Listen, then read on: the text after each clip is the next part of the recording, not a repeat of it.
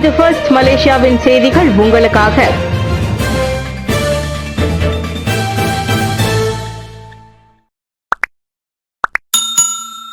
பகடிவதை எதிர்ப்பு சட்டத்தை இயற்றுவதற்கான பரிந்துரை அமைச்சரவைக்கு கொண்டு செல்லப்படும். மாணவர்கள் மற்றும் சிறார்களை உட்படுத்திய பகடிவதை வழக்குகளை செவி மடுக்கும் பொருட்டு சிறப்பு நடுவர் மன்றத்தை பயன்படுத்தி பகடிவதை எதிர்ப்பு சட்டத்தை இயற்றுவதற்கான பரிந்துரை அமைச்சரவைக்கு கொண்டு செல்லப்படும். இதனை சட்ட மற்றும் கழக சீர்திருத்தத்திற்கான பிரதமர் துறை அமைச்சர் டத்தோஸ்ரீ அசலினா ஒத்தமான் சைட் தாக்கல் செய்வார் என்று பிரதமர் டத்தோஸ்ரீ அன்வார் இப்ராஹிம் தெரிவித்தார். அந்த பரிந்துரை அமைச்சரவைக்கு கொண்டு செல்லப்படும், அது அமைச்சரவையில் விவாதிக்கப்படும் என்றார் அவர். நேற்று புத்ரஜயாவில் நடைபெற்ற நிதி அமைச்சு ஊழியர்களுடனான மாதாந்திர சந்திப்பு கூட்டத்தில் கலந்து கொண்ட பின்னர் பிரதமர் செய்தியாளர்களிடம் பேசினார். விரைவான பொருளாதார வளர்ச்சி பொதுவான சவாலை கண்டறிய ஆசியான் வேண்டுகோள். செழிப்புடன் மேம்பாடு அடைய நோக்கத்திற்காக விரைவான பொருளாதார வளர்ச்சியை நீதி மற்றும் நிலைத்தன்மையுடன் சமநிலைப்படுத்தும் அதன் பொதுவான சவாலை ஆசியான் கண்டறிய வேண்டும். பொருளாதார உள்கட்டமைப்பின் அடிப்படையில் சட்ட ஆளுமை ஏற்றுக்கொள்ளப்பட்டாலும் பெரும்பாலும் புறக்கணிக்கப்படும் கொள்கையாக அது விளங்குவதால் அதற்கு தீர்வு காணப்பட வேண்டும் என்று துணை பிரதமர் டத்தோஸ்ரீ ஃபடிலா யூசுப் தெரிவித்தார். சட்ட அடித்தளத்திற்கு அப்பாற்பட்டு அது நிறுவனங்களின் சட்ட அமைப்பை உருவாக்குகிறது. மேலும் சந்தை வளர்ச்சி மற்றும் வலுவான பொருளாதார வளர்ச்சிக்கும் இது அடிப்படை என்று அவர் கூறினார். மாறாக ஒப்பந்தங்கள் வெறும் காகிதங்களாக இருக்கும்போது, அமல்படுத்த முடியாத நிலையில் இருக்கும்போது, தீர்வு திறமையற்றதாக இருக்கும்போது, சந்தைகள் தெளிவின்மையால் செயல்படும் போது நம்பிக்கை அழிந்துவிடும், அதனுடன் செழிப்பும் அழிந்துவிடும் என்றார் அவர். சாரா கைரீனா அவமதிக்கும் வார்த்தைகளை பயன்படுத்திய ஐவர் மீது குற்றச்சாட்டு. கடந்த மாதம் சாரா கைரீனா மகாதிரை விமர்சிக்கும் வகையிலான வார்த்தைகளை பயன்படுத்தியதாக 11 வயது பெண்கள் ஐவர் நேற்று கோத்தகினபாலு சிறார் நீதிமன்றத்தில் குற்றம் சாட்டப்பட்டனர். பார்வையாளர்கள் அற்ற விசாரணையின் போது செஷன்ஸ் நீதிமன்றத்தின் நீதிபதி எஸ்லி பிரைமஸ் முன்னிலையில் இந்த வழக்கு குறித்து தெரிவிக்கப்பட்டது. கூட்டு நோக்கத்திற்காக அந்த ஐவரும் 13 வயதுடைய சாரா கைரினாவை நிந்திக்கும் வகையிலான வார்த்தைகளை பயன்படுத்தி இருப்பதும் அதனை செவிமடுத்தால் அச்சிறுமி பாதிக்கப்பட்டிருக்கலாம் என்றும் அவர்கள் மீது குற்றம் பதிவாகியுள்ளது. குற்றம் நிரூபணமானால் ஓராண்டு வரை சிறை தண்டனை அல்லது அபராதம் அல்லது இரண்டுமே விதிக்க வகை செய்யும் குற்றவியல் சட்டம் செக்ஷன் 507(c)(1) மற்றும் அதனுடன் வாசிக்கப்பட்ட அதே சட்டம் செக்ஷன் 34 கீழ் அந்த ஐவர் மீதும் குற்றம் சாட்டப்பட்டது. சாரா கைரீனா வழக்கில் உண்மையும் நீதியும் சட்டத்தின்படி நிலைநிறுத்தப்பட வேண்டும். முதலாம் படிவ மாணவி சாரா கைரீனா மகாதீர் சம்பந்தப்பட்ட வழக்கில் உண்மையும் நீதியும் சட்டத்தின்படி முழுமையாக நிலைநிறுத்தப்பட வேண்டும். பாதிக்கப்பட்டவர்களுக்கான உண்மை மற்றும் நீதியை சமூக ஊடகங்கள் அல்லது பொது கருத்துக்கள் மூலம் தீர்மானிக்க முடியாது என்று உள்துறை அமைச்சர் டத்தோஸ்ரீ சைஃபுடின் நசுதியோன் இஸ்மாயில் கூறினார்.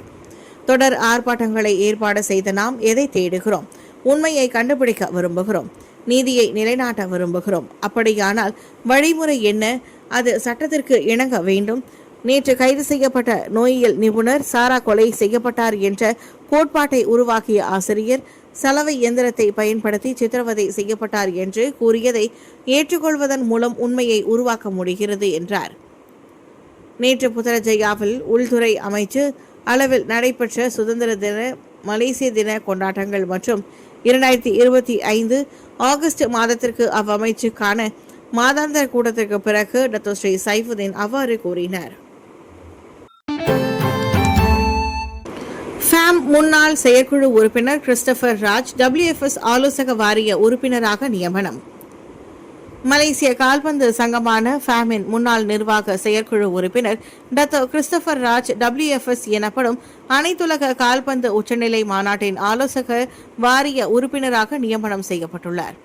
ஆகஸ்ட் 11ஆம் தேதி முதல் அது நடப்புக்கு வந்துள்ளதாக WFS அறிவித்தது. இதன் மூலம் மலேசியாவிலிருந்து அப்பதவிக்கு நியமிக்கப்பட்ட 2வது நபராக அவர் திகழ்கிறார். இதற்கு முன் ஆசிய கால்பந்து சங்கமான AFC-யின் பொது செயலாளர் டத்தோஸ்ரீ வின்சோர் ஜான் அப்பொறுப்புக்கு தேர்வாகியிருந்தார். இந்த WFS ஆனது உலக அளவில் செல்வாக்குமிக்க கால்பந்து பிரமுகர்களை ஒன்றிணைக்கும் பிரசித்தி பெற்ற உலக அமைப்பாகும். மலேசிய காற்பந்து உலகின் நிர்வாக மற்றும் தொடர்பு துறையில் மிகவும் மதிக்கப்படுபவராக வலம் வரும் கிறிஸ்டபர் தேசிய வட்டார மற்றும் அனைத்துலக அளவில் 20 ஆண்டுகளாக தனது கால்பந்து வாழ்க்கையை கட்டமைத்தவர் ஆவார்.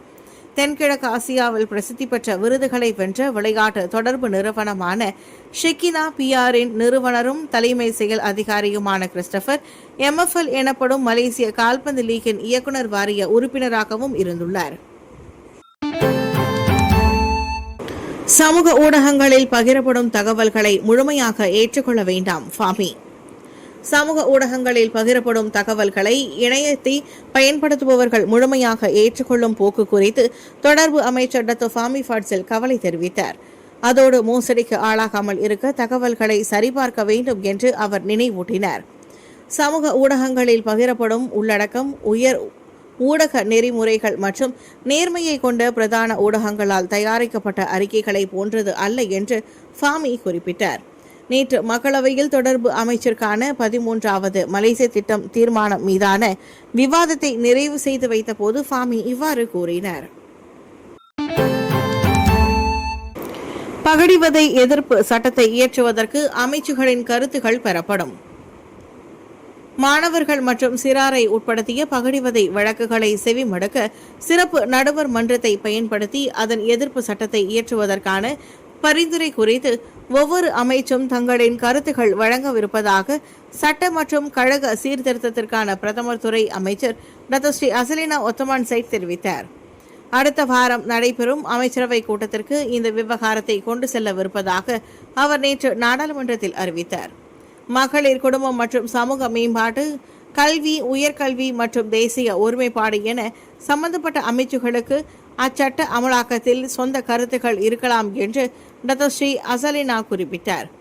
எனவே பகடிவதை பொறுத்தவரை பகடிவதை எதிர்ப்பு சட்டமாக கருதப்படும் ஒரு சிறப்பு சட்டத்தை உருவாக்க விரும்புகிறோமா என்பதை அமைச்சரவை தீர்மானிக்க வேண்டும். அது ஒரு வழி. இரண்டாவதாக, இது கல்வி கழகங்கள், பல்கலைக்கழகங்கள் அல்லது வேறு ஏதாவது ஒன்றிற்கு மட்டும் பொருந்துமா அல்லது அலுவலகங்களுக்கும் பொருந்துமா என்று எனக்கு தெரியாது என்றார். ஆபத்தான முறையில் மாணவர்களை ஏற்றி செல்லும் பள்ளி வேன் ஓட்டுநர் கைது. பள்ளி மாணவர்களை ஆபத்தான முறையில் ஏற்றவும் இறக்கவும் செய்ததாக சந்தேகிக்கப்படும் பள்ளி வேன் ஓட்டுநர் ஒருவரை போலீசார் கைது செய்தனர். அது தொடர்பான காணொலி சமூக ஊடகத்தில் பரவலாக பகிரப்பட்டதை அடுத்து 59 வயது அவ்வாடவர் மீது 1987 ஆண்டு சாலை போக்குவரத்து சட்டம் செக்ஷன் 42(1) கீழ் குற்றம் பதிவானதாக காஜாங் மாவட்ட போலீஸ் தலைவர் ACP நஸ்ரோன் அப்துல் யூசுப் கூறினார். குற்றம் நிரூபிக்கப்பட்டால் 5 ஆண்டுகளுக்கு மேற்போகாத சிறை தண்டனை மற்றும் 5000 ரிங்கிட்டிற்கு குறையாத 15000 ரிங்கிட்டிற்கு மேற்போகாத அபராதம் விதிக்கப்படலாம் என்று வெளியிட்ட ஓர் அறிக்கையில் ACP நஸ்ரோன் குறிப்பிட்டிருந்தார். பள்ளி வேன் ஒன்று நகரும் நிலையில் பள்ளி மாணவர்கள் இருவரை இறக்கிவிட்டு ஏற்றி செல்வது போன்ற 33 வினாடிகள் கொண்ட காணொலியை மாலை மணி 5:53க்கு தங்கள் தரப்பு கண்டறிந்ததாக நஸ்ரோன் கூறினார்.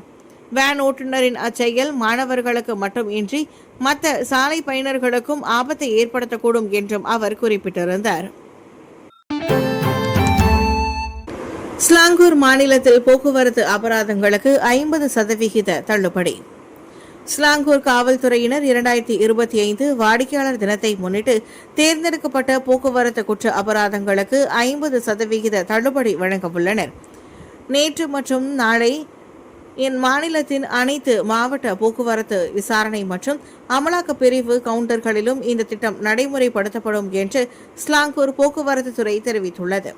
அனைத்து குற்றங்களும் தள்ளுபடிக்குரியவை அல்ல என்றும் சாலை பாதுகாப்பு நடவடிக்கைகளின் போது வழங்கப்பட்ட அபராதங்களும் தள்ளுபடிக்குரியவை அல்ல என்றும் கூறியுள்ளார். Shah Alam, Klang Utara, Klang Selatan, KLIA, Sepang, Kuala Langat, Subang Jaya, Kuala Selangor, Hulu Selangor, Sabak Bernam, Gombak, Ampang Jaya, Petaling Jaya, செட்டாங், காஜாங் மற்றும் சுங்கை புலோ உள்ளிட்ட 16 இடங்களில் கவுண்டர்கள் திறக்க வைக்கப்பட்டுள்ளனர். அஸ்கர் வத்தானியா மற்றும் பெராஜுரோத் மூடா படையில் சுமார் 200 PLKN 3.0 பங்கேற்பாளர்கள் இணைந்துள்ளனர். PLKN 3.0 தேசிய சேவை பயிற்சி திட்டத்தில் பங்கேற்க சுமார் 200 பேர் இவ்வாண்டு அஸ்கார் வட்டானியா மற்றும் பெராஜுரேட் மூடா தொண்டுடைய படைகளில் இணைந்துள்ளனர். 148 பேர் அஸ்கா வட்டானியாவிலும் 40 பேர் பெராஜுரேத் நெகேராவிலும் சேர்ந்துள்ளனர். இது அத்திட்டத்தின் முக்கியத்துவத்தை பறைசாற்றும் வகையில் இருப்பதாக தற்காப்பு அமைச்சர் டத்தோஸ்ரீ முகமது காலிட் நோர்டன் கூறினார். இந்த தொண்டுழிய படை உறுப்பினர்களின் எண்ணிக்கையை அதிகரித்து நிரந்தர மற்றும் வைப்பு உறுப்பினர்களின் வீதம் 1:1 என்ற இலக்கை எட்டுவதை உறுதி செய்ய உதவும் என்றார் அவர். ஆயுதப்படையின் பலம் தற்போதைக்கு 1,21,000 பேராக இருக்கும் நிலையில் தொண்டுழிய படையினரின் எண்ணிக்கை வெறும் 34,086 மட்டுமே இருப்பதையும் அவர் சுட்டிக்காட்டினார்.